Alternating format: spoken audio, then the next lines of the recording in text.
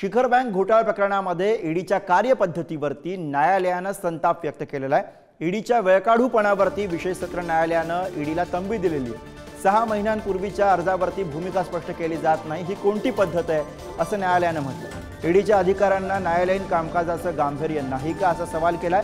न्यायाधीशांनी ईडीला थेटपणे हा सवाल केलेला आहे। आणि याच विषयी अधिक माहिती घेऊया। निखिल चव्हाण आपले प्रतिनिधी आपल्या सोबत आहेत। निखिल, ईडीच्या कार्यपद्धतीवरती थेटपणे न्यायालयानं या ठिकाणी प्रश्न उपस्थित केलेला आहे, काय नेमकं सविस्तर म्हटलंय? गुरुप्रसाद, पाहायचं झालं तर शिखर बँक घोटाळा प्रकरणामध्ये काँग्रेसचे माजी प्रदेशाध्यक्ष रणजित देशमुख यांनी या सुनावणीला हजर राहण्यापासून कायमस्वरूपी सूट देण्याची विनंती आहे।